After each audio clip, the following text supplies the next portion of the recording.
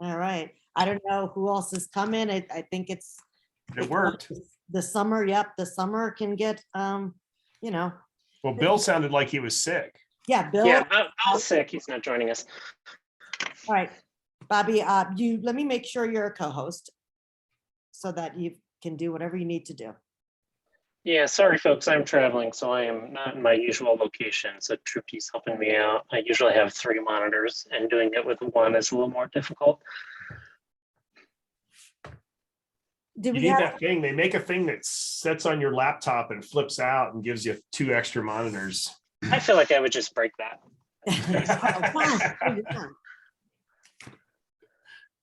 All right, go ahead, Bobby. The floor is yours. Oh, and Naomi's here. Hi, Naomi. Okay, and we are recording for the record, Tripty? Yep, we are. Okay, super. Okay, we'll go ahead and get started here, folks. As always, can I get a motion to approve the agenda? Motion to approve the agenda. And Second, I need this. Okay, and I got a second. Okay, so that's agreed to. Any clarifications or amendments to the previous meeting's minutes? not here. Okay, I need a motion to approve. Okay, and a second. Look at Naomi's professional background. I need a second to approve the minutes. Second. Okay, so that's agreed to. Naomi does look fantastic. We need some of those cute little backgrounds. I had them for student government. It's kind of like a name tag, a virtual name tag, basically. But anyway, we'll go ahead and get rolling here. And with that, since Naomi's in her nice little Hollywood tile, we will let you go ahead, Naomi, with Councilman updates. Awesome. Thank you so much, everybody. Good to see you. So on the docket, in terms of land use and council, we've got the expanding housing affordability that is coming up very, very quickly for a vote. I believe it's June 6th that'll be on the final vote. So that is a final public hearing. In terms of other public processes and opportunities to weigh in right now, we've actually got a survey out for the ADUs in Denver project. If you haven't been following this project, it's about sort of examining the standards around accessory dwelling units and ideally adjusting them to remove barriers to ADUs to make them easier and less expensive to build. And there is a survey, a public community survey and workshops that are going to be happening pretty soon on that. So I'll put the link to that in the chat. Please take the surveys and weigh in. Ask for your opinion about all sorts of things about, what you like about ADUs, what you don't like about ADUs. When is that survey closing, Naomi? I was going to see if there's time to promote it on Facebook and our newsletter and stuff like that. Let's see. I think that it should be, let's see. The URL for the project, by the way, is adusindenver.com. They got that domain and have it directed to the project page. So let's see what might change. Participate, take the survey, see if there says anything about when it's going to end. And you could just throw that URL in. I was wondering, I was like, I don't think I've mentioned an end date. I don't see one.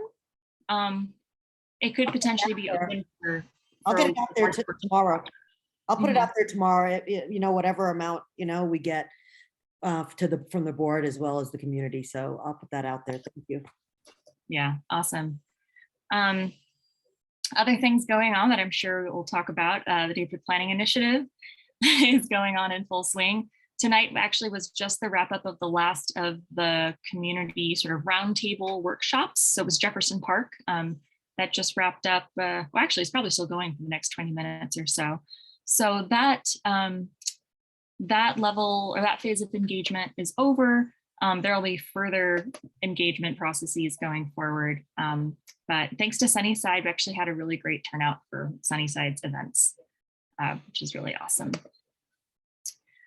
And let's see, moving on really quickly, there's also, I don't think Sunnyside doesn't have any designated historic districts, but in case you're interested in historic preservation and landmarking, the landmark department is going to be, or is currently in the process also of re-examining and updating their guidelines, design guidelines for historic structures. And all of this is available in the District 1 land use updates, which are now being included in the newsletter that go out. So previously I was sending them just to a select group of people, but it was too hard to keep track of and more people wanted access to them. So now if you're signed up for Councilman Sandoval's monthly newsletter, the link to the monthly slides about land use updates are in there, as well as the archive. So you can go back and check any of them. Let's see. What else do I have? Use in Denver, equity and rezoning. Well, okay, so one kind of exciting step that we're going to want to have some more meetings about, and I'll be happy to present more as I know more about Sunnyside, but particularly relating to La Raza Park. We've started conversations with both the Landmarks Department and the Parks Department about landmarking the park. Specifically the kiosco and the plaza that have been the gathering centers and kind of cultural centers of the park for a while. I just had an Ask a Planner event. I think I got a like from the Sunny Facebook page on it was it last week or the week before, introducing the concept and kind of what that would mean, asking community or answering community questions about, what would the impact of actually landmarking a public piece of land like a park have? What kind of implications are there? Essentially, it wouldn't interfere with anything really. And specifically, the park would remain a park. It would just provide some future protections for the physical kiosco structure and some of the other elements of the park. It also, having a landmark designation would open up the opportunity for funding for upkeep of the park and some other opportunities. So I will have I can also put the link to that presentation in the chat here because it happened, I think, right after the land use updates email or slides went out. So the link to it will be in the next round, but I wanted to share that with you all first and announce it here. We're still in the early phases, just talking to the departments about how exactly that would happen. If I will be working on the application and reaching out and kind of making the community aware of this and just hearing from you guys. Trupti? I can let you finish. I'll just ask. That's pretty much it. Yeah. So it's back to ADU because I was just talking to someone who is putting their ADU work on delay because I think this advisory group, Lucas Geyer, this advisory group is looking to change the square footage of the lot. Because right now, there's a limit. It has to be at least 5,500 square feet. And that's being changed. So what I wanted to know a little bit more about on the ADU front was, what are you guys gonna be changing or looking to change? And what aren't you gonna be doing? Just so we have an idea, because I just don't know the specifics of what will be done through this process and what won't be. So if you can share that, that'd be absolutely. So at this point, so we just had our third meeting last week. This project is intended to go for the rest of the year. And at this phase, we're still just in discussions. There's no list of here's the committee's recommendations. It's still just investigating and asking questions from the people who are attending. And also, by the way, all these meetings are public and there's time for public comment at the end, as well as records of anybody who wants to attend in the chat. And there's been a lot of people listening in, which is great. I think the first meeting had like 40 something just public participants just listening in. So I would say, more directly to answer your question, Trupti, the only thing that the project is not, so the project is considering what's regulations about ADUs that are specifically in the zoning code. So we know when it comes to building, there's a lot of different departments and different codes that weigh in on what and how can be built, but we're just focusing on the zoning code for now. I think there may be some suggestions for building code, but it's really mostly going to be zoning code. We're not looking at where ADUs are allowed in terms of zoning. So there will be no rezonings involved. Yep. But I would say that the top concerns right now that the project is likely to address is that minimum lot size. That's been identified as a big barrier and also just generally an interest. Most of the people that we talk to are interested in modifying, if not getting rid of that. Again, don't know what the outcome will be, but we're definitely talking about that heavily. Another thing that is being discussed pretty seriously is the story and a half limitation and what that does, or is that getting us the building forms that are truly compatible?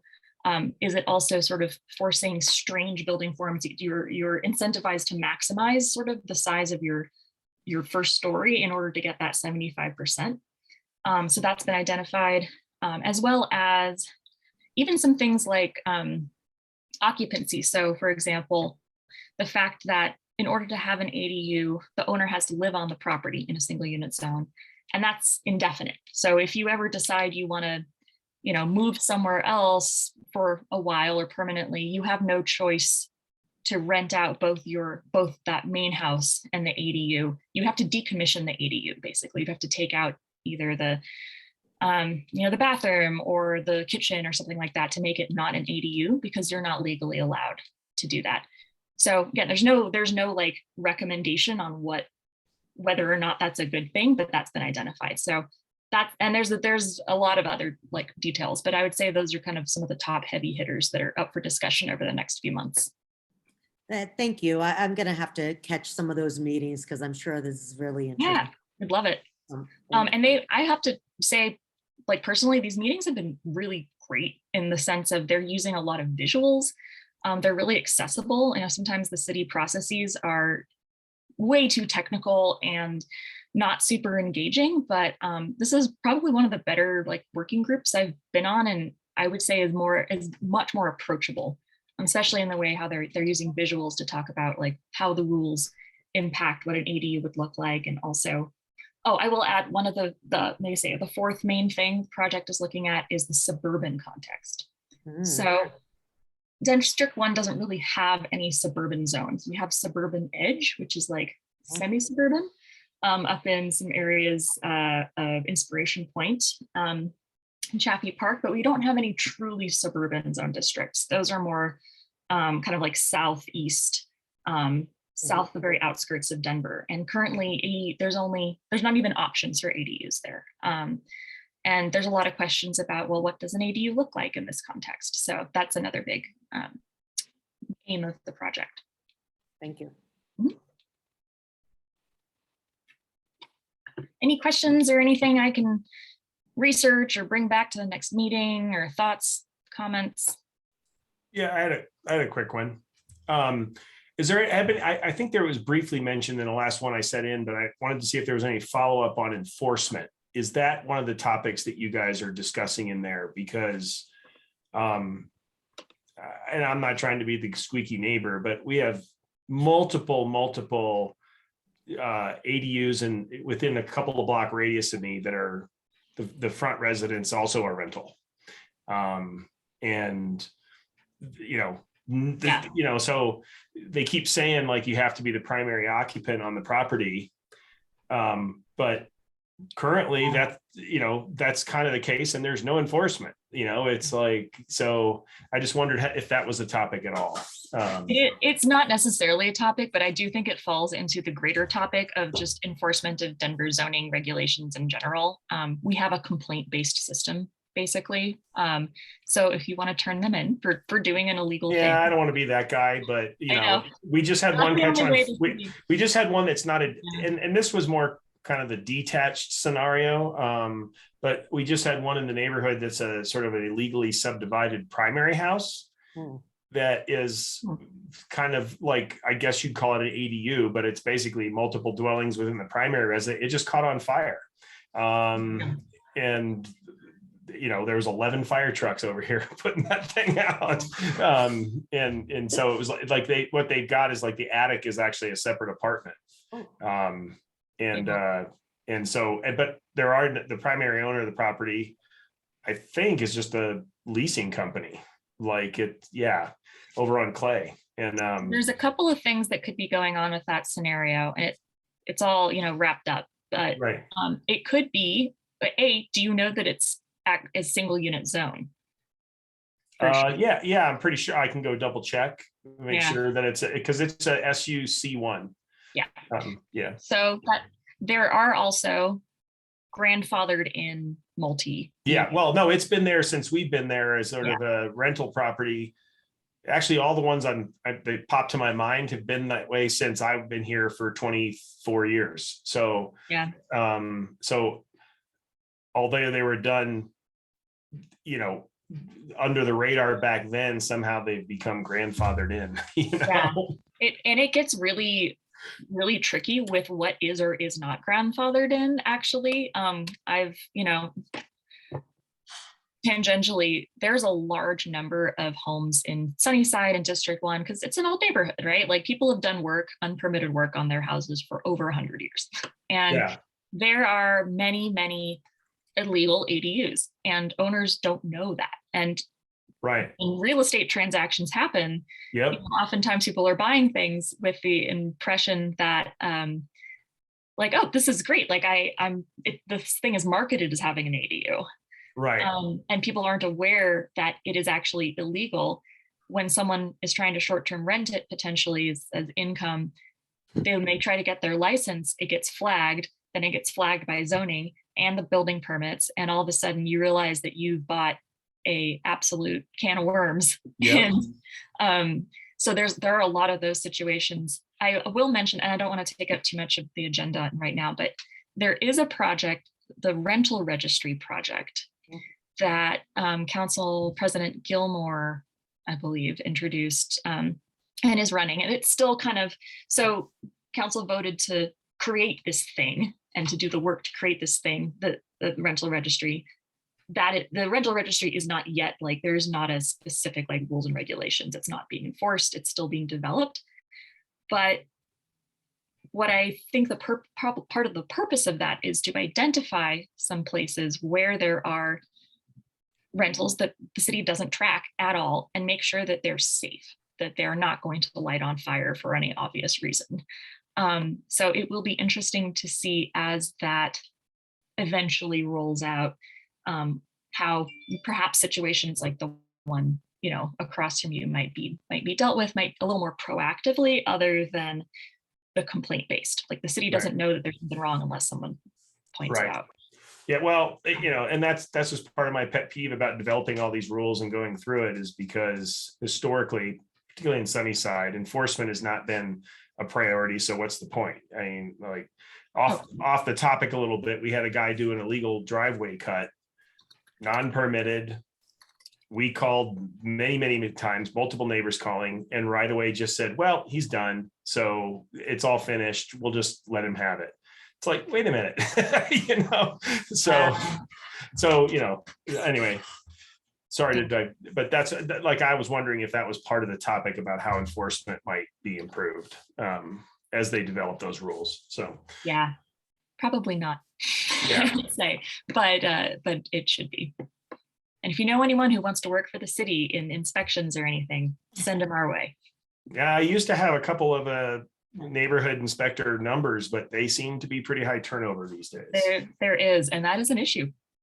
Yeah, you don't want to be that guy. Hey, Naomi, I do have one last question, and it's about the monthly land use updates from council office.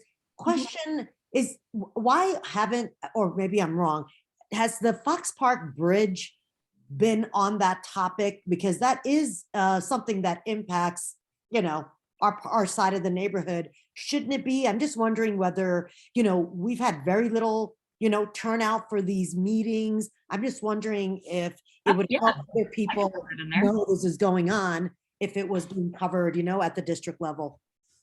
I can absolutely include that as part of the things going on. I would say personally, that it hasn't been on my radar as much as some other things. So, that's on me. But I would absolutely put it in there as under on the Sunny slide of what's going on in Sunnyside. That's a really good point. Great, thank you. Yeah, let me make a note of that. Okay, any other questions for Naomi? Thanks, Naomi. Okay, yeah, thank you, Naomi. We'll keep rolling here then. Let's see. Oh, yeah, okay. So to keep rolling then, our next thing, so the Denver Water has a lead reduction program. We're going to try to have those folks on in the June or July meeting to give a brief presentation. Basically, the background there is, obviously, people should know this, but your pipe from the street to your house may have lead in it, especially in older areas of Denver. Those pipes are slowly being replaced. with the infrastructure bill, even more money is coming to that. So that's kind of occurring on an even faster basis now. But there's all sorts of ways you can check and get involved in that and get more information on that. But that will be coming in the future. Moving along to 2.3, the 4050 Tejon, the establishment that was there is being sold to another buyer. So that liquor license is being transferred. Nothing's changing with the liquor license or being moved around or anything like that, but we just wanted to notify people that that was occurring. And the details are hyperlinked into the agenda there. And then number 2.4, we just wanted to give an update to people. A good portion of our last meeting was discussing the West 44th Avenue townhomes. We had Mr. Todd Taylor, Dave Marquez, and a resident in here talking about that and those townhomes. Mr. Taylor was going up to the Board of Adjustments for a variance that had to do with basically the size of the garage on those properties. He wasn't going to be able to have 2-car garages without a variance. We submitted. Just to clarify, it was actually a setback issue. And with him adding the garage, he needed additional square footage. And that's why I believe he was not going to be, doing the setback. And anyway, I just want to make sure like it was a setback issue. I think a second floor setback issue was the real reason, but the garage was his reason for needing to break into that setback to add square footage. Right. But anyway, SUNI submitted a letter opposing that request for a variance for the zoning variance.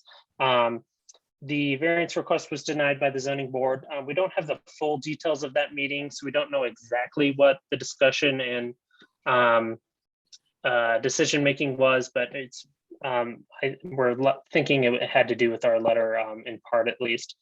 But that's just the update there, and we'll try to keep you updated as things come along. Any questions with any of the other reports or quick updates?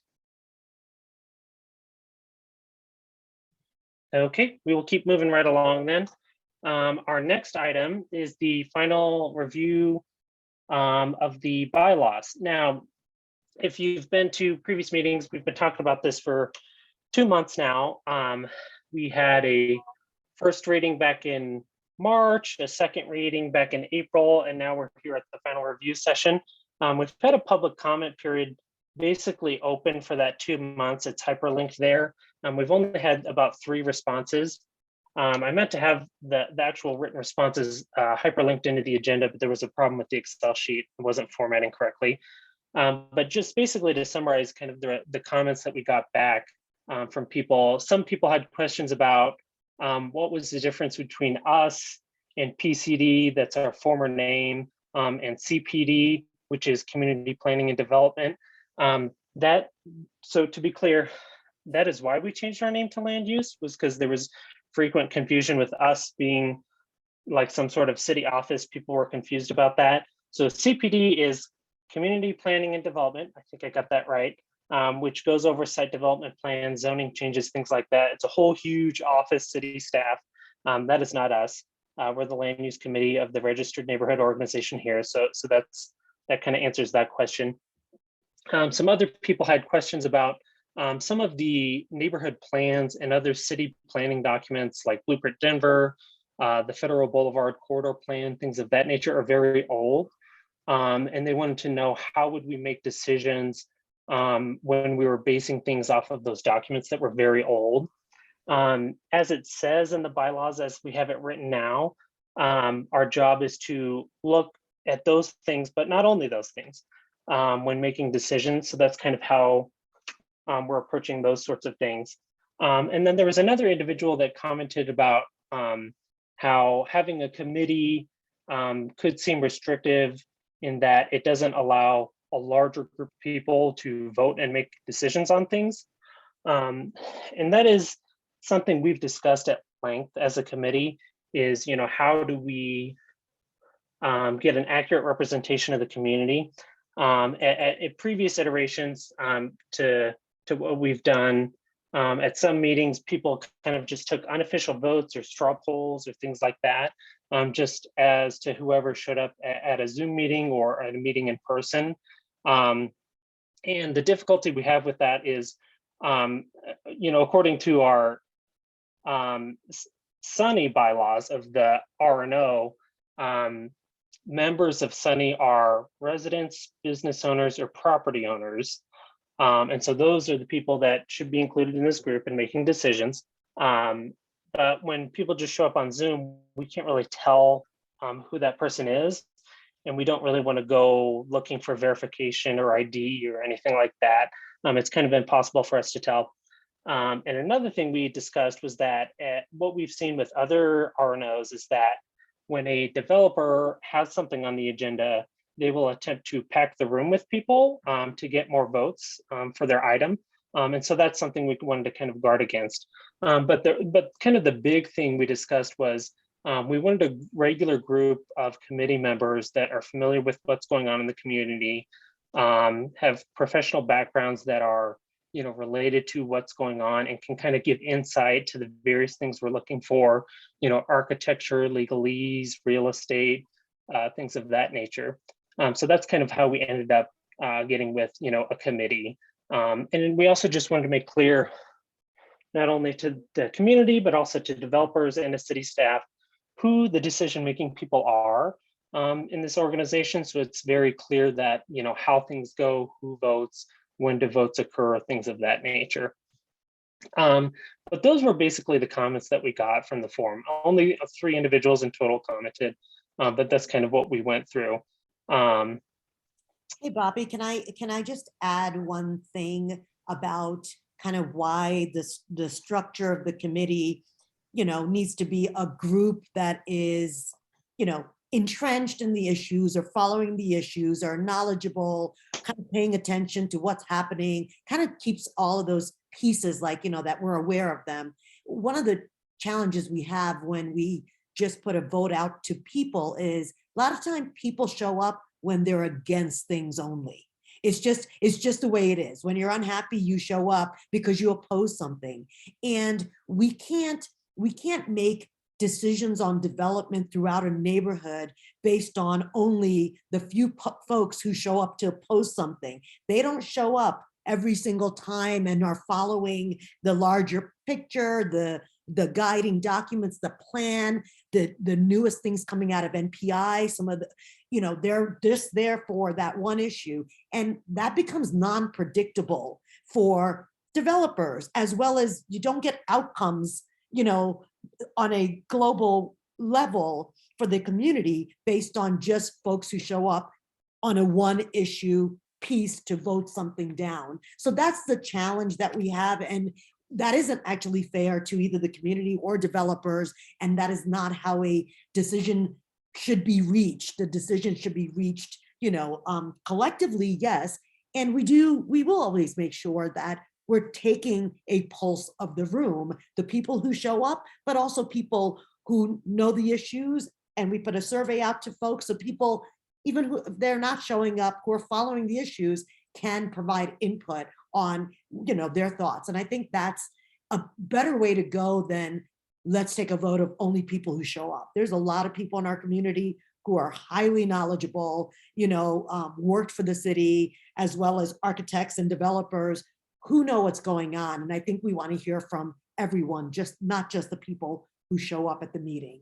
So I think we're making those changes kind of twofold. It isn't just we're scaling back who makes a decision. We also want to have a broader outreach for input in the community, via showing, via ways to engage without actually showing up to the meeting. That includes these recordings that we're putting out as well. So just want to put that on record that there's a method of how we're approaching this to be actually fair to everyone. Thank you. Okay, Rod or Jonathan, did you want to say anything before we opened it up for kind of general comments? Go ahead, Jonathan. I had to unmute myself. I think that, I don't know if you saw, but there was an email from Bill today. And even though I don't agree with a lot of what the things Bill said in his email, I think he's been so involved with this community that we should at least talk about what he wrote. And then, of course, I have a list. Well, and that was going to be my exact thing. I mean, like some of the stuff, I don't know enough about like forming bylaws and all of that to sort of review it, but I feel in even if it's just being the devil's advocate and in full disclosure, I feel Bill spent enough time to write those things that at least we should go through, and it would help explain to me some of the issues he brought up if we could clarify and answer some of those questions he brought up.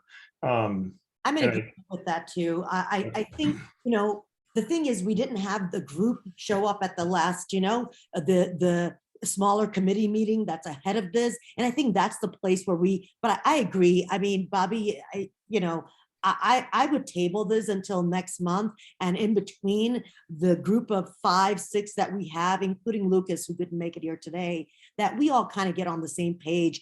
And because I do think he made some comments or edits to some language, and I think some of that is worth looking at. It was a little bit more clarifying, so I think it's worth reviewing that and making sure the rest of the committee is comfortable. And Jonathan's got some pieces in there as well to do. So could we table this for next month and focus on this specifically at our next smaller meeting so we could kind of hash out some of these things? That's fine by me. Is that a motion, Ms. Suthar?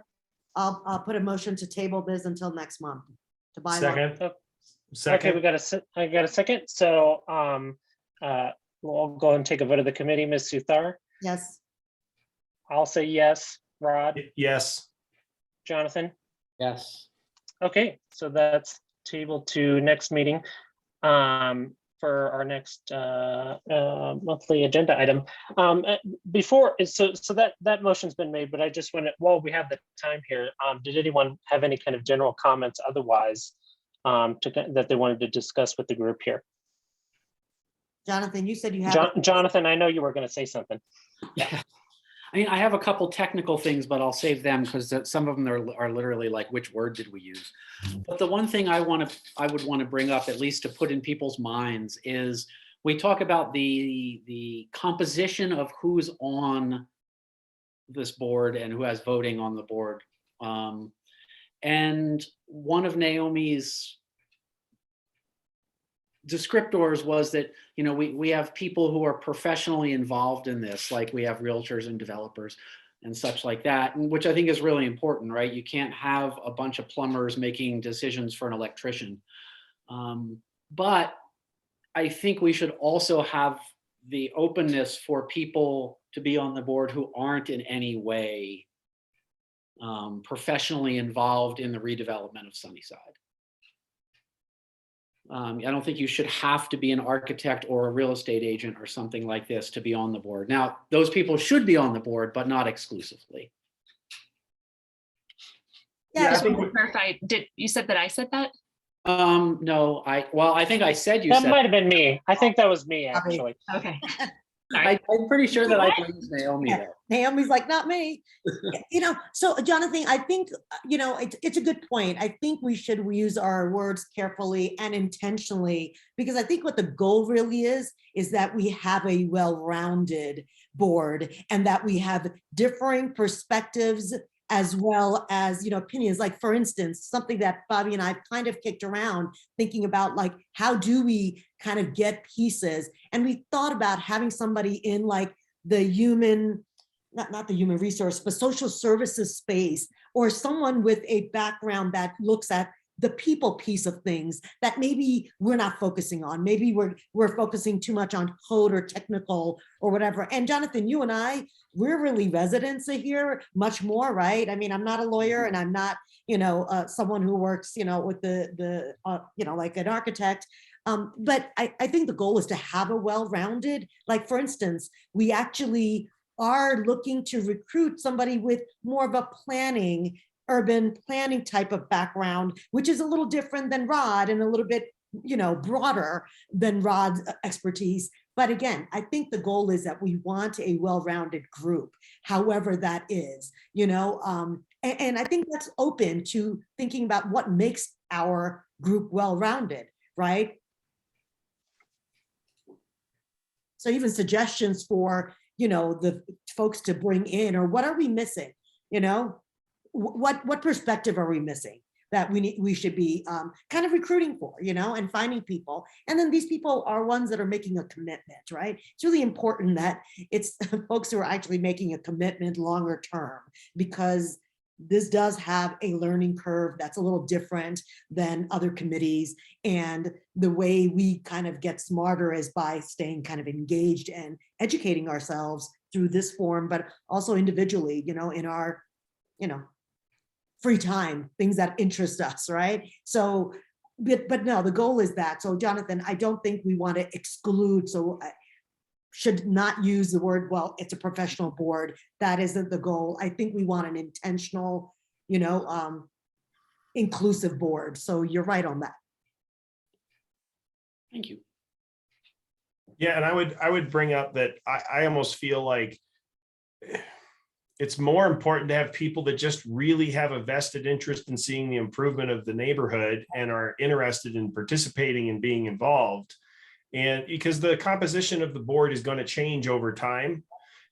So we can't guarantee that we will have professionals of certain expertise and knowledge in any particular case. And to that point, I think one of the things that came up recently was, I think a couple of those developers brought up the idea that like tax law is what's encouraging them to build projects that, we quite frankly weren't too enthusiastic about. And none of us really knew, we don't have any expertise in property tax law. Is this true or not true? Or is this just a fictitious claim somebody's bringing up just to sort of state their point? And one of the things I've been thinking about is how can we have access to people when we need it, that are professionals that can help guide us as a committee, when we need to have that expertise. And like to that point, I've been reaching out to a couple of people trying to get like a property tax specialist to come maybe and give us a 10-minute little lecture or something in the committee. Because, we've talked about being more proactive and how do we guide, development in the neighborhood. And, I'm not asking somebody to do a bunch of pro bono work, but finding somebody that might come in and explain to us as a committee, yeah, there are tax ramifications that are guiding some development away from where you guys might want to see it. So that we can be more knowledgeable, because we're not going to have like a tax expert on the committee at any given time. So anyway, that was just, I think we need to sort of figure out how we can access those resources when we don't have those experts on the committee when we need them. That's a good point. That's a good point. And, I don't know, Naomi, like, in this type of situation, I mean, of course, when I come across something that I'm not sure of, I always reach out to our council, like, hey, what can you tell me about this, or who can you direct me to? But Rod, to your point, I think part of that is on our group, like, and back to saying why this group is, much more committed, because we're talking about, okay, we're going to be asking our networks, because if somebody pops up, we're going to be thinking about this and saying, hey, can you help us make us smarter, right? And that's part and parcel of kind of this organizational change we're having a little bit, is to be able to do those things exactly. Like, for instance, Lucas, who's not here today because he showed up at one of our meetings for the ADU one a while ago. And then he's like, I'm really interested in this. So I had to sit down with him. He's a landscape architect. It wasn't like we, were seeking him, but I also saw that that could be complementary, right? Space making and design. He also has, AutoCAD and those kinds of tools. So as we think about having some guidelines or visuals that we can share about, here's what we're thinking about, we've got people with the tools and the skills, right? So we're building that going forward, and it doesn't need to be 5 or 7 or 9. We don't know what that right number is going to be, but building that skill set is kind of also part of it. And some of those people just come in because they're interested. That is enough of a skill set for our group, to your point. Someone's interested in this community and its development. That's good enough. Well, I think it would make a stronger committee if we sort of somehow started to accumulate resources that we felt like we could reach out to when we need that expertise and knowledge, especially for the legacy of the committee as it goes forward. If they don't feel like they have to like struggle to keep experts on there, that it would be fine to have 9 people or whatever it is that have no professional expertise in the development world if they had a toolkit that they could go to when they had questions about certain things. That to me seems like a more sustainable committee and opens the pool up to a lot more candidates in the neighborhood that, otherwise might feel intimidated to be on the committee if you feel like that you have to be some sort of professional in the Yep, agree, agree. in the realm. So I'm not saying that it's not bad to have people that are in sort of the wheelhouse of what's going on, but I don't think it should be the end all to be all. I agree. I think that's the intent. Again, I think it's about the words we use here and to be careful that it doesn't send off the wrong message. So I think that's a good call out from you guys. Any others?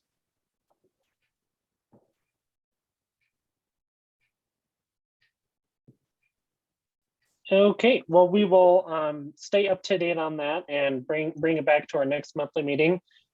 Since we are postponing that link is still live. So if you want to make a written comment, please do so. Let your neighbors or anyone else make a comment on that form, and we'll take a look at those written comments as they come in. But with that, we will go ahead and keep moving along. We don't have any unfinished business items, so we'll move into new business. And for item 5.1, we just wanted to give kind of an update and have a little discussion with members of the community about the Fox Island Northern Connection feasibility study meetings and discussion.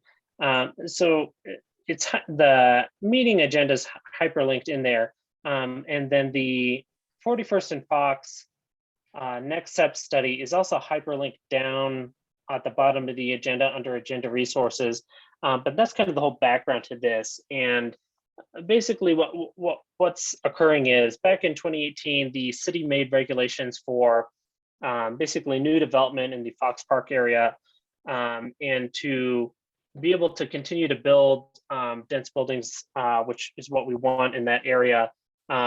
Adjustments were going to have to be made to account for vehicle trips to and from the area and transportation. So those rules and regulations were set by Dottie. And then the 41st and Fox next step study was done. And then the developer of the Fox Park, now to be clear, that's a smaller portion of Fox Island, a specific developer developing the World Trade Center area on the old Denver Post site, was given tax increment financing to develop some of those public infrastructure improvements that would be needed to account for that new development in the area. So they went through, they've been talking with Tripty and I for a while, and we developed some public, well, not we referenced them to not only Gloveville, us, but also Chiefy Park to have public meetings to discuss this issue, specifically the Northern Connection. And Tripty, feel free to step in here at any time, but the meetings are done now. The last meeting was this last Wednesday, for now at least. There may be meetings in the future, but there was a lot of discussion of a possible bridge. As identified in the next step study, the bridge over 47th Street or a tunnel under the interstate as one of those northern connections.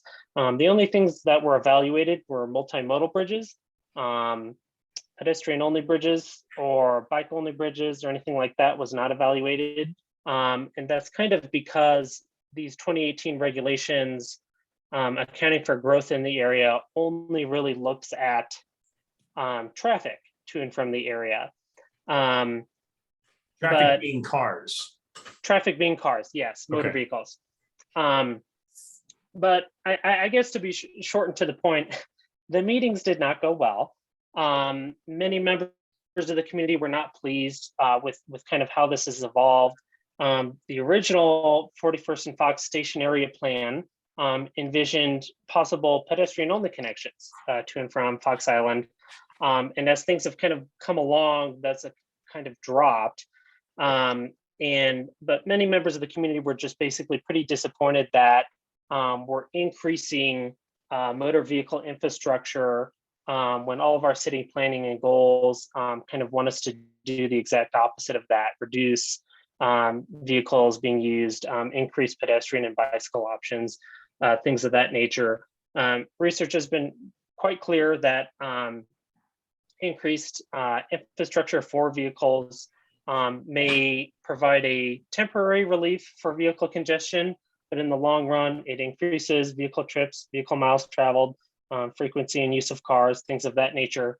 So we're kind of not really getting to where we want to be. And kind of the underlying problem there is the 2018 rules and regulations for this area, because the only really option to, basically how it works is there's already so many developments on Fox Park. When you do a building, you estimate how many vehicle trips occur.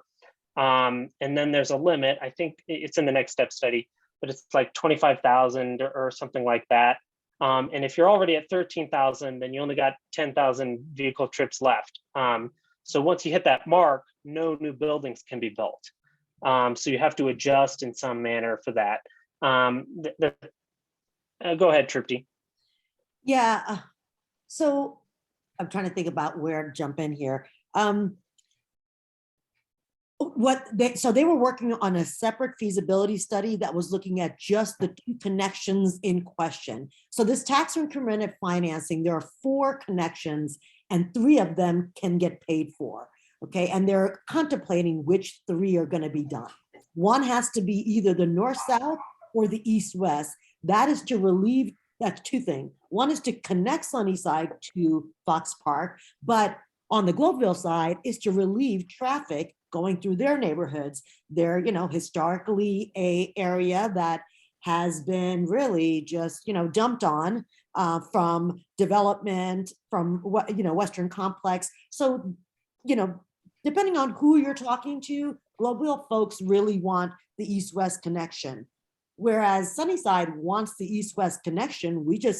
People from Sunnyside that showed up at this meeting, we just don't necessarily want the auto bridge. We do want a connection, or maybe we limit the use of it so that it is more pedestrian. But anyway, so they had so there was a next step study. That was an infrastructure study. That was a 2008. And then the developer with Fairs and Piers, which is a local consultant, I guess, engineering firm, did a study of just those 2 things: a tunnel under I-70 to connect to 48 on the other side, so in between Globeville, Chaffee, almost Globeville, I think it is, or this 47th bridge. Both would be multimodal. So, the 47th bridge connects our neighborhoods better, but it also will, increase motor vehicles in general in station area. And a lot of the folks, most folks like this developer. They are good. Their architects are, some of the top, in the city. The developer has been really good to work with. I've heard only good things, even from the biggest skeptics of developers, So I think we're enthused about the project. We're enthused about how it could, activate both sides. We're not enthused about the use and the possible highway bypass that it creates. So the only individual from the city that was present was Stephen Wilson, who, by the way, lives in Sunnyside, but he works for CPD, but he was there for basically the Dottie. He's just there to represent everyone. And unfortunately, I think Dottie needs to be there. CDOT needs to be there to explain more of this stuff to us. There was some feedback he's taking back. For instance, the study area only looked from Tejon, this side, to Tejon to Globeville to determine volume and will it be a highway bypass. And the thing is, the study area might be a little too small, that maybe they need to take it up to Sheridan, because I think we may have tolls coming up on I-70. If that happens, people are going to be looking to cut through there. So there's kind of this, maybe did they get it all right? Was it too narrow? Are they not looking at solutions other than these 2 multimodal? That's where Dottie, who is the one who's saying we need to have this multimodal, is not coming to these meetings, is not answering these questions. And this feasibility study about these 2 things, it's actually not out. It's going to be out tomorrow. As soon as it's out, we will put this into the folder so everybody has it. So far on the first meeting, they only gave background. The second meeting and the third meeting, they were sharing some of the preliminary. That presentation is already in our folder, but it had some of the technical pictures of how wide that road was going to be. For instance, they're looking at a 12-foot road on that bridge. There was at least one individual who knew that 12-foot, it does not align with slow speeds. So are we not getting this right? You know, what other obstacles? 12-foot lanes, to clarify. 12-foot lanes, yeah. Sorry, 12-foot lanes are actually something that people would visually, the visual cue would be, I can go faster. Unless you put other obstacles in their way, a 12-foot lane means I can go fast. So that's not in line with what we think we'd want for that area. We want people to walk over. We want to activate that area. We want to be connected. Is this the only way? You know, so then the question becomes, maybe the connection is right, but we might need to limit uses. For instance, there were people in there from Gloveville who were like, why aren't we thinking the next century solutions? Why aren't we adding circulators? This is so non-visionary from a development perspective. So there's a lot of that kind of conversation. And I personally am not satisfied with where we are. And I think we need to keep pushing them on what are the alternatives you're not looking at. My sense is they're coming to the neighborhood knowing that one of those two things are going to happen, and they already, basically they're giving you two choices they're okay with. The question in my mind is, are those the only choices, and are they the best choices for accomplishing what needs to be accomplished there? Somebody else looked into the trip management data, and I haven't reviewed this since like 3 years ago when it first came out, but it looked like they may have been looking at only automobiles. And the reality is that I think you have to look at all modes of transportation on trip generation. So maybe there may be some assumptions that are not appropriate or complete. So I think there's going to be more conversations pushing Dottie, and more Dottie than the developers. The developers have taken this position like, we don't have a choice. We're being told you got to do one of these two things. We need to kind of push Dottie. So I think more conversations need to happen. And back to Rod earlier about getting smarter, we got to get smarter on, trip management, parking management, what are solutions for the future, and not really just building more car infrastructure. If is that the only solution? So that's kind of some of the overarching conversations that are happening right now. And their last meeting was just, I guess, Wednesday. This Wednesday, I think, was the 11th. Yeah, was their third meeting, but the second and third were going to be just the same information, presentations in our folder, but the study, the full technical study, feasibility study of these two is coming out tomorrow. And as soon as we have it, we'll share it and look at it, obviously. But this conversation is going to keep going on. And Rod, you've had your hand up for a while, so I'll let you go ahead and cut Troopy off. It's okay. No, just kidding. Okay. No, sorry, and I haven't been a part of several of those meetings, so I forgive me if I'm missing the big point. But from what I understand, the vehicular requirements are sort of mandatory, that they do these traffic studies before they do these larger developments. But but from a neighborhood perspective, we would like to see these multimodal connections as well. So in my mind's eye, the developers are trying to accommodate both sides, knowing that they're mandated to handle the vehicles in order for them to get through it, which is why they're saying, hey, we're just doing what we're told to be done, we need to do. But we're also trying to be friendly neighbors and accommodate the neighborhood, because it's obvious that both neighborhoods want to have these other multimodal connections. And that there's the conflict between what the neighborhoods people that are critical of it want, meaning we don't want them to use the old metrics that Dottie has put in, because that's the old way of looking at community development, like these mandates that they put in that you have to handle all these cars. And like you said, Bobby, earlier, anytime you put a road in or increase the size of a road, it just increases the trips. And so is this just a thing that the rules and the mandates for handling the traffic is just those are not going to be changed. There's no way to change those. They have to provide those car trips regardless, and that's where the butting of heads is that we're up against something where most people that are speaking out against this don't want the car trips, but they are mandated before the developers can go forward. I mean, like, or can those car trips and other modes of transportation be considered in this, and we can adjust the number of car trips that need to be accommodated? Is that something that's even feasible? So I don't know if somebody can speak to that. So I'll let you go. Yeah, sorry. Yeah, go so Naomi. two things. Sorry. Go ahead, Naomi. Yeah.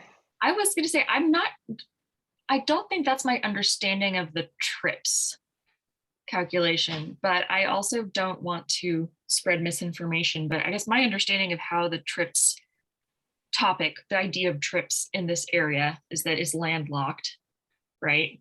And there's only very limited ways on and off. So the idea is tying the amount of development you want to build. There's a calculation for how much traffic, I'm not talking about just car traffic, but like how much coming and going would a 7-story building that's residential generate versus a proposed 12-story that's residential and mixed use or whatever. There's these kind of calculations for how many trips, how many people moving in and out of this area is this type of project going to generate. And then a project that's building in this area has to prove that they have a plan for how to handle. Yeah, no, I understand that, except for the fact that there's a large body of data that shows that all those trip calculations and those numbers, those exact numbers you're talking about, Naomi, they're all developed by traffic engineers. Right. And they're completely wrong, because if you ask a traffic engineer, he'll design a 12-foot wide road so that a car can go 55 miles an hour. And that's getting back to, Trupti's point. These roads are too big, because a traffic engineer's only job is to increase speed or shorten the time for travel times for vehicles. And they have no consideration for cars, for people, bikes, mass transit, any of that other stuff. The criteria that they're trying to meet is getting cars as fast as they can from one place to another and making sure that no one's ever slowed down or stopped. That's kind of the problem. And there's a lot of information out there that we're designing our roads the wrong way. Well, I'm still not sure we're actually talking about the same thing, but I'm not going to keep going because I want to make sure that I'm understanding things as well. So okay, yeah, no, I just, that's what I was wondering. Who's putting, how are these trip numbers being developed? How intractable are they? Is there wiggle room that we can reduce the number of cars, because we know that improves, other modes of transportation? Well, am I thinking again, trips is the idea is based, like, I'm a person that's like living here. How often am I going to need to get out of this area? It doesn't matter what mode I'm using. It's just the idea that it's likely that if you have an apartment of 100 people, 80 of them are going to need to leave the Fox Island area once per day. That's what a trip right, but it's my understanding that that's only vehicle trips. No. Okay, so they account that if you made it more difficult and the road had would take a little longer, that you might hop on a bike. So the idea is that it's not just vehicle trips, because they want to limit the number of cars in this area because it's a landlocked and limited area. So the idea is that you have, as a developer proposing a building, you have to calculate the idea of trips, of how much demand of coming and going from the Fox Island is going to be. You're only allowed to have so many cars and so much parking. You have to have also a plan for, are you going to provide like eco passes for people? How much bike parking are you going to have? Like what is the other things that you're going to account for that demand of people moving around that's not cars? So I think what's missing is that we don't know Dottie's side for them to explain this to us. We just see what's happening. And I think there's a whole body of people that would believe that you build the place for what you want to happen. And here we're, the thought is we're at a station area where we've put a lot of tax dollar investments in, and we're, on our side, that affordable housing piece, we may be getting rid of parking minimums a quarter mile around station area. That's going to hit a lot of our, some of the development on Inca. That's a different story. But my point is, like, we are also doing things like that at the same time, right? What does that do to the traffic patterns? Did they look at this type of legislation and what, I guess, evaporation is going to occur because of that? I mean, so there's all of these other moving parts, but Dottie is who I think we need to come and explain to us why the need. And, again, half an hour presentation, we give them the time. Tell us why you need this, how you came to the determination. I feel like I'm kind of missing some of that myself. All right, and foot and mouth, I'm just reading the document Bobby sent about definitions. Why didn't anybody interrupt me that I was wrong? You were trying to, but I don't have Good. Yeah. You said it just broken up. You can always interrupt me. Okay, so one at a time here, folks. Pete, you've had a hand up for a while, but to clarify for everyone, the rules and regulations we're talking about, the link is posted in the chat so you can see them. But go ahead, Pete. I just want to share this. After talking with you and Troopy at that Globeville meeting, I saw that we need to really talk about a lot of things. And one thing that I did do is I did get Rocky Pyro's book. He has a couple of them. I've started working on them. We should try and see if he would be interested into talking with us. But we have a really good opportunity to make some major change. And, you and Troopy were talking about, not wanting more cars into the site.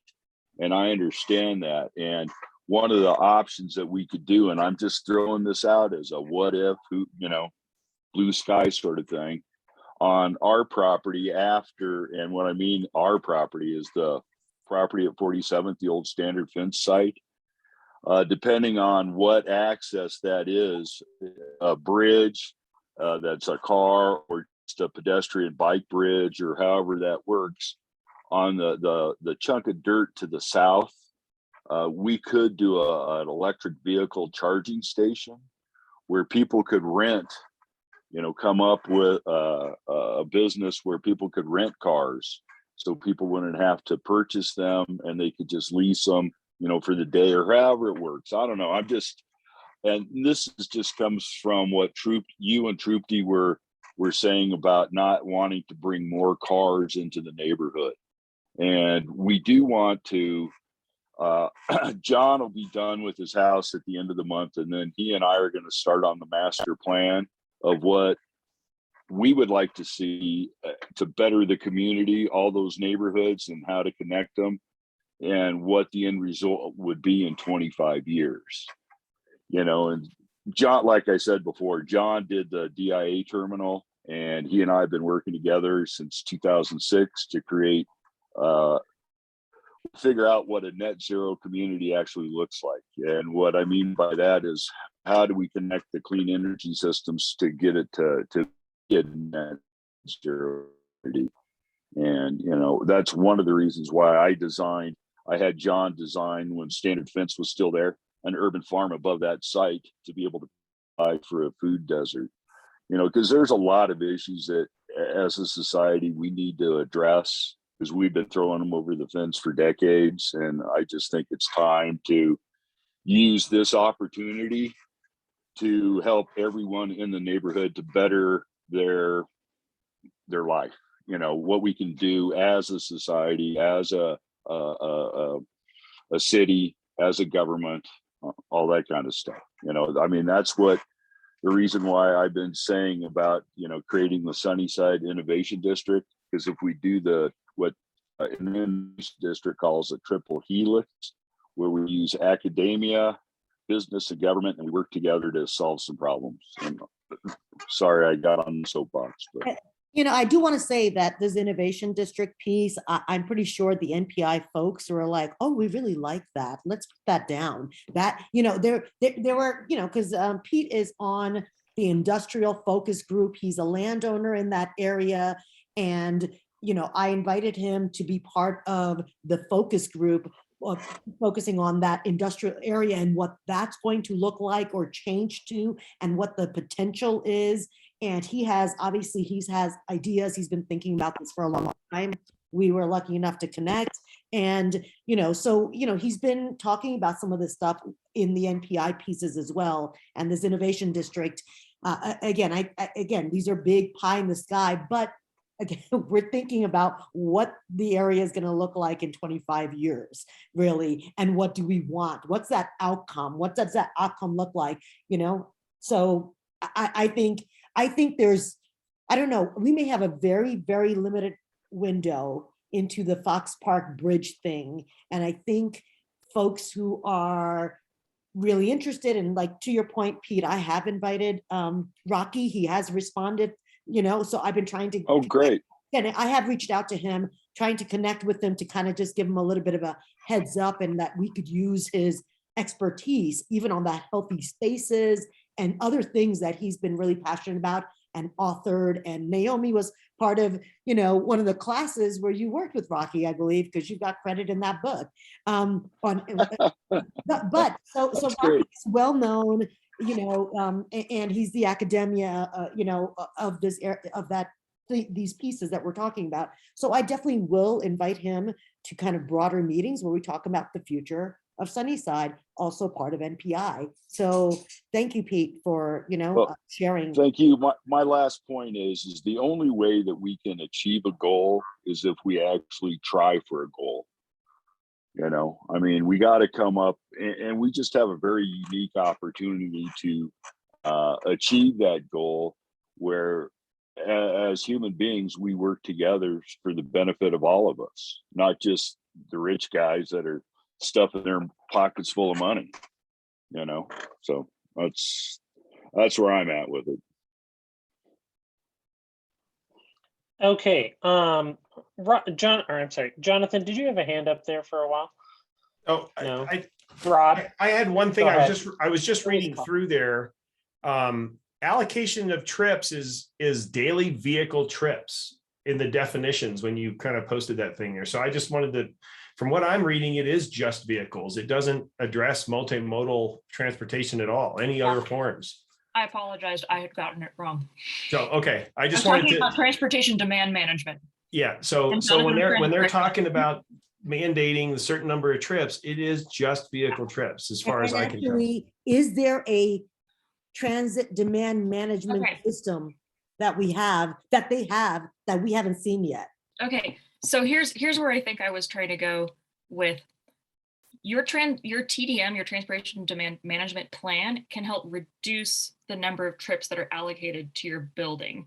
It's not that the trip, as this is my understanding now, interrupt me, but there's a baseline level of trips that's assigned to the size of the building. But that's not like you can never go below that. That's static. No matter what, you must provide that much parking. I believe what this document's talking about is that per your transportation demand management plan, if you're providing XYZ that promotes other modes of travel, that trips number can actually be reduced, meaning you don't have to provide that much vehicle parking. Okay, so then the overall Fox Island number of trips could in theory go down if developers provide other forms of transportation for all other things per square foot of built development being equal, like number of occupants and all of that. That is my understanding. Okay.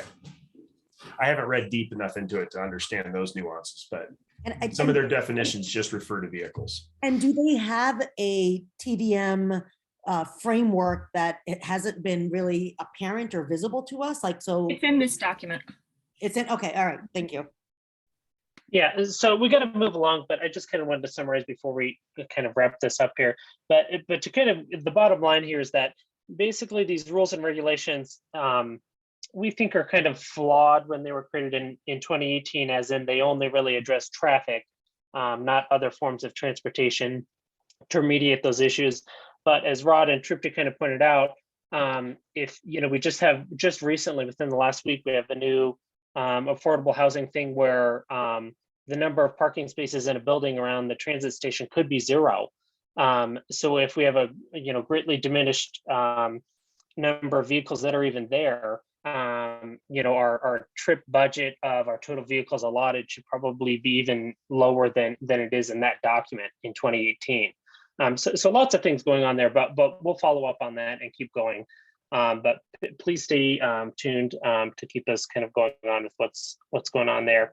To move along to our next item, I'm trying to get the agenda here, and I apologize that my camera's off. I'm traveling, so I'm not using my usual internet that I do. It's a little unstable.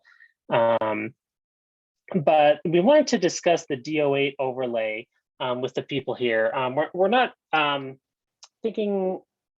Well, let me just put it this way. So at our last meeting, we discussed the West 44th Avenue townhomes. There's also been a lot of discussion about the Tejon market right there on 44th and Tejon, where we're kind of losing commercial spaces in Sunnyside. And that's just kind of how the market is right now. It's incentivized to do a lot of residential. That's where money is made. It's a little more difficult to lease out or build commercial spaces, but that's kind of inherent to how what our community is those, 44th and Tejon are the old streetcar lines, and that's where the commercial businesses were originally, and that's kind of what makes up the character of the neighborhood. And so we've been trying to figure out ways to kind of preserve those commercial spaces. And we kind of went back and forth with some people in city planning over the zoning code. All the main streets, there's several areas of 44th and Tejon that are zoned MS. That zoning code mentions commercial streets, commercial space, commercial uses many times in that zoning code. But just with the way that it's written, it doesn't actually require a commercial space in one of those places. So you can take what is a commercial space now and redevelop it into a completely residential space in one of the MS zones. That's perfectly legal. If you're not changing the zoning, you can make that development by right. You don't have to go before city council or the zoning board. You can just do that as long as your site plan, is approved and meets all the building codes and things of that nature.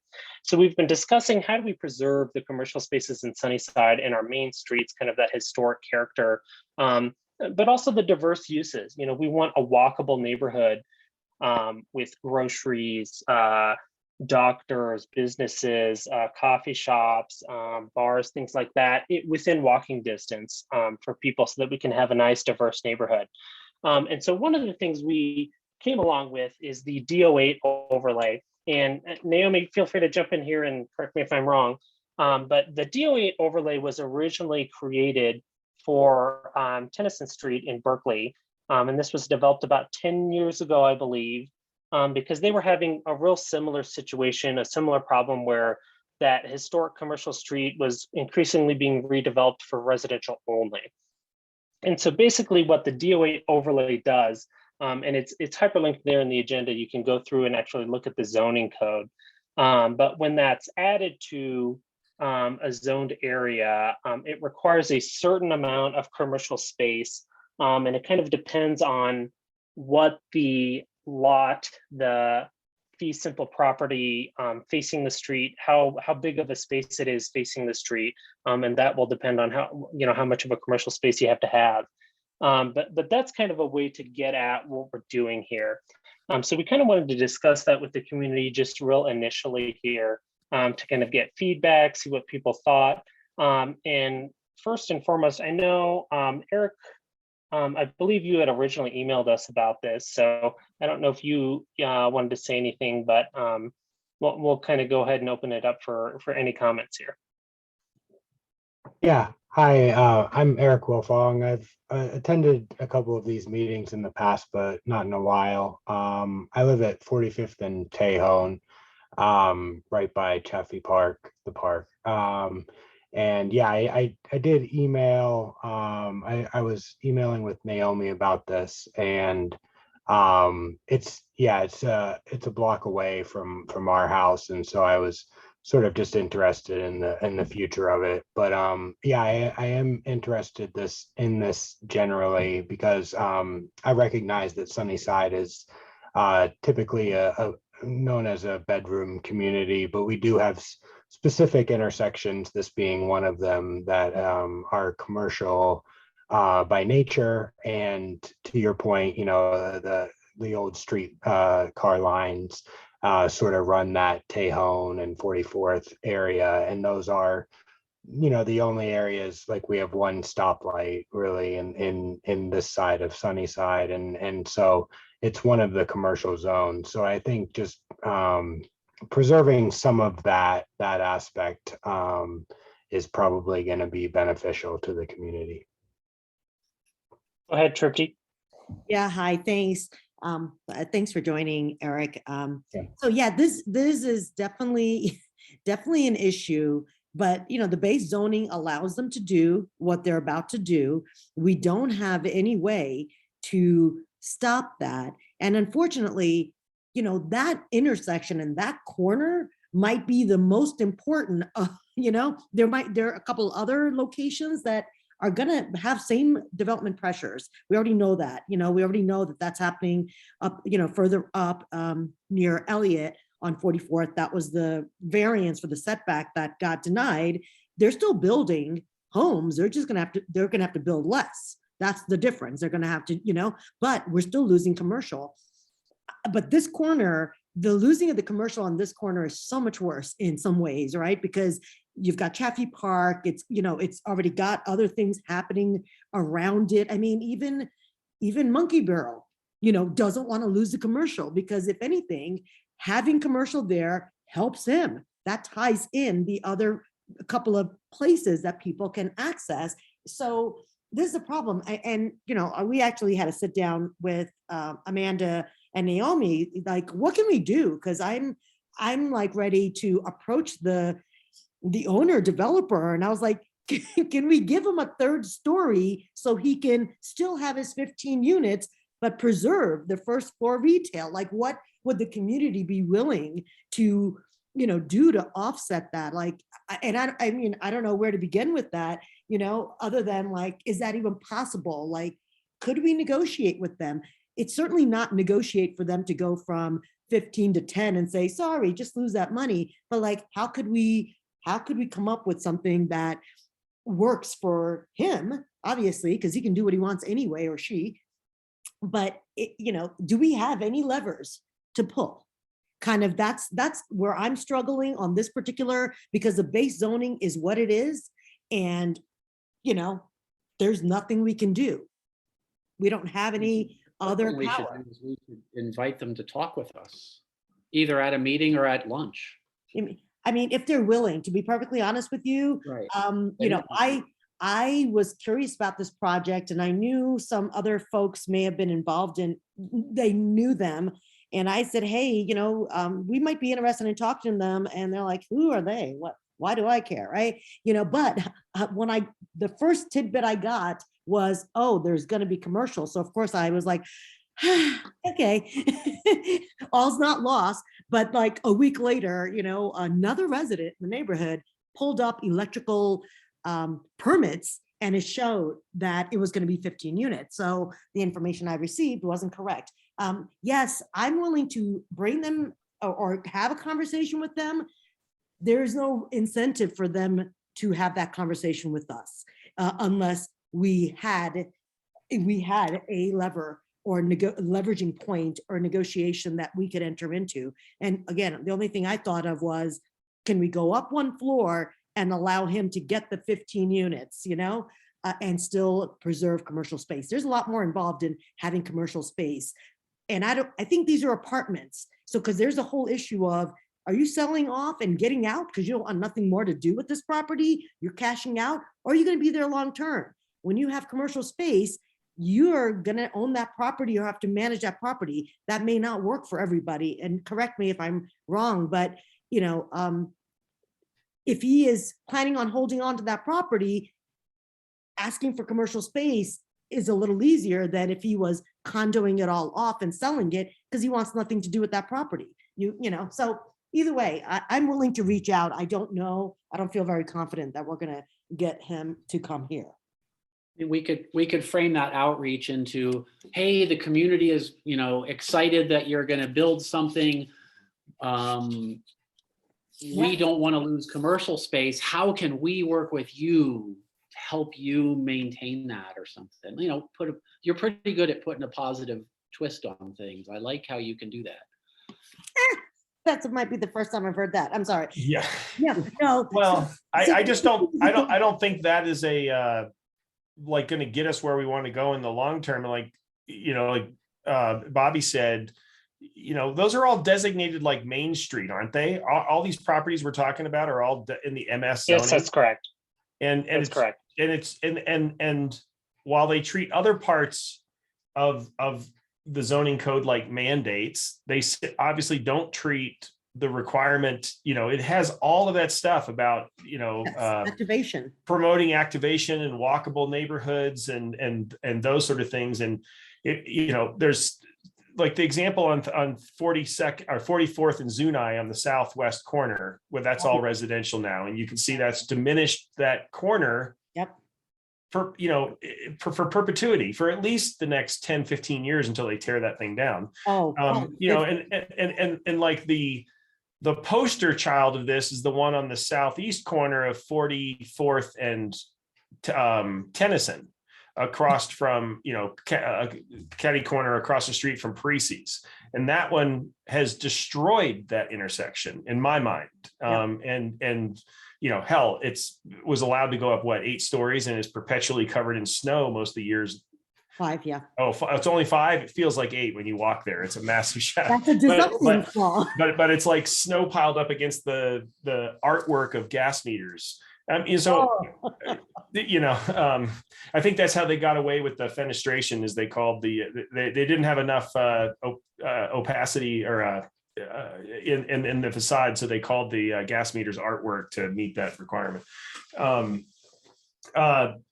I think, is there some way we can as a neighborhood come together and say, look, you have to have this? I mean, like we see it in the zoning code. This is how we interpret it for our neighborhood. You know, is there a way we can, as an organization, other than doing like another overlay in those areas? Or I don't know. Overlay might be needed long term, but that wouldn't salvage this particular property now. So no, we need to do something in the short term too. But I also think we need to work working on both fronts. So we have a couple hands up here, but I just kind of wanted to answer Rod's question briefly and then get to our hands. We are limited on time. But to answer your question, Rod, because people can, you know, develop things by right, there's nothing we can really do as a neighborhood outside of having an overlay to, you know, mandate commercial spaces. So that's kind of the only way we can force it. I mean, we can always beg and plead and things like that.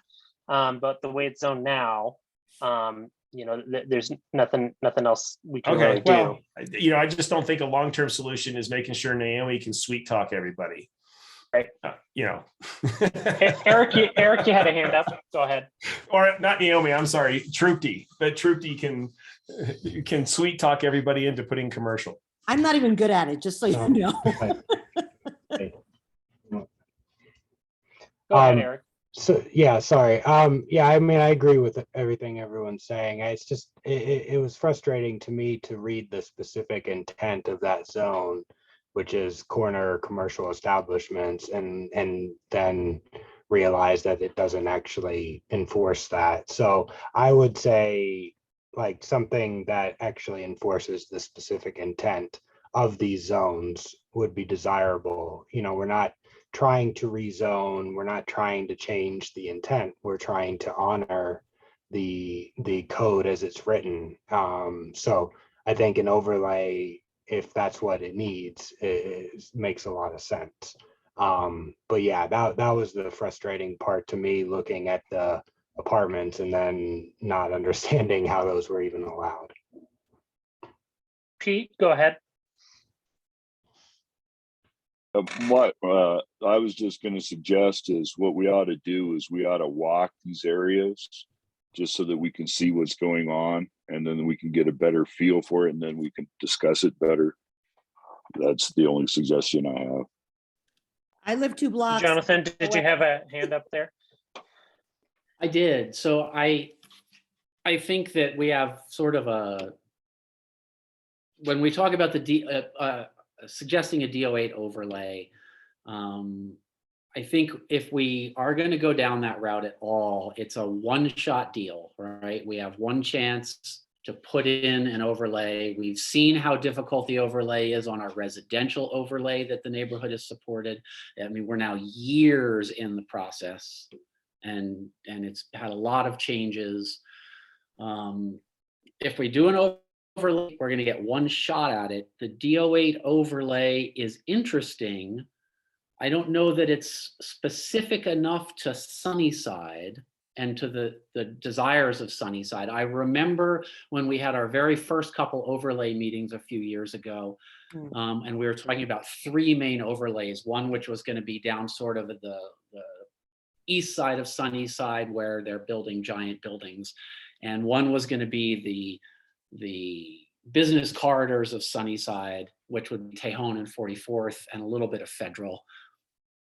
And then the third would be the residential. And the ideas that were put forth in that residential in the mixed use discussion some of them were really incredibly interesting and creative. And we sidelined them because we decided to go one at a time, that we would start with the residential and then work on mixed use overlay.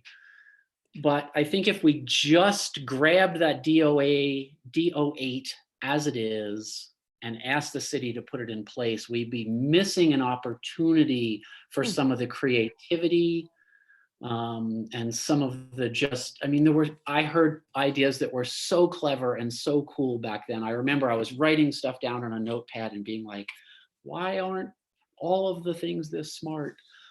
Now, could we take the DO8 and modify it a little bit? I'm not sure. I think we need professional advisement.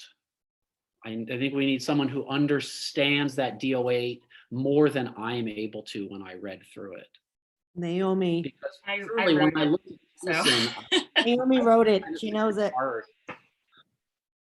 Hey, Naomi. I don't go to Tennyson anymore because I feel like it has just been turned into Cherry Creek, and I wouldn't want to see that happen to Tejon.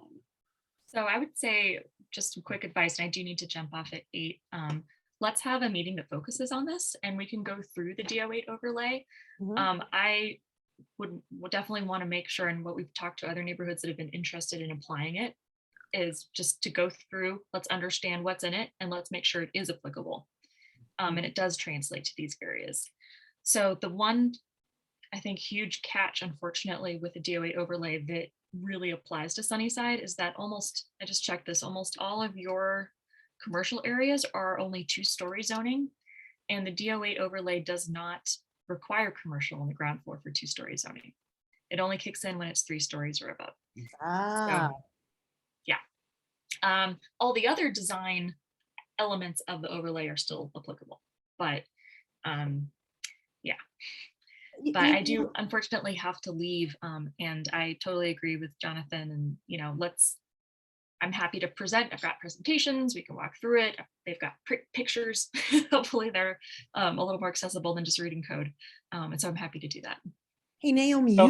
You've seen the Main Street overlay, the write-up that I think Catherine, that's who actually started all 3 that we were kind of going at, 3 of them. Have you seen hers? Because maybe we can kind of talk about overlay there, have her talk about, what she was thinking about, because it's interesting because that 2.5 stories, here's one, you give them more stories. It is on our commercial corridor. There is a bus line. It is near Federal, So, I'm just and to say that we're at a good point in time to discuss that, because that's something that could be in the neighborhood planning initiative.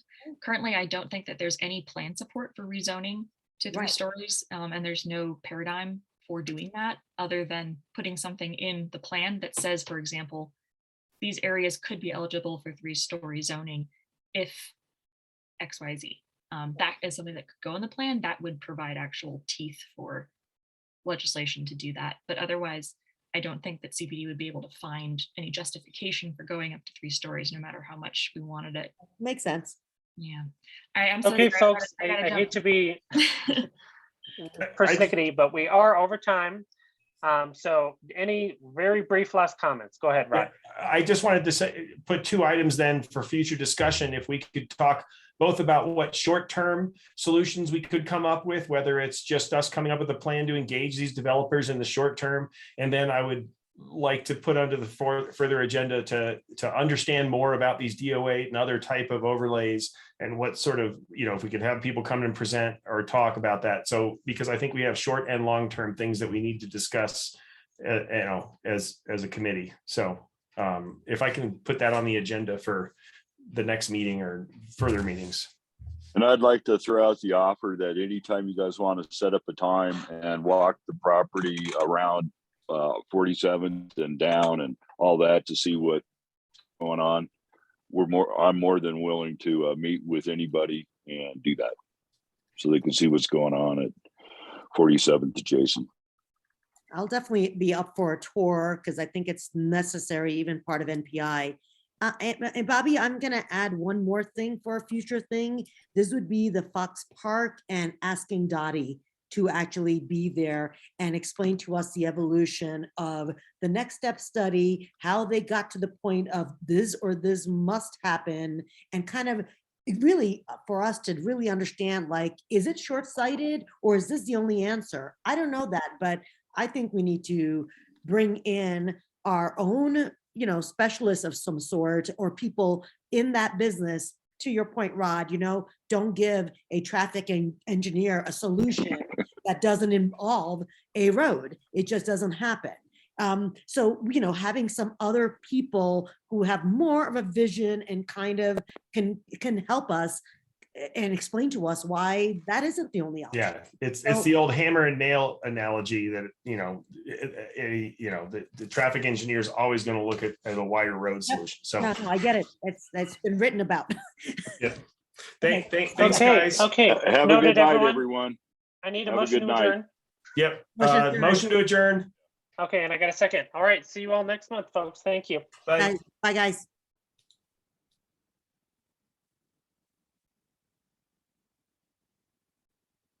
Hey, Jonathan.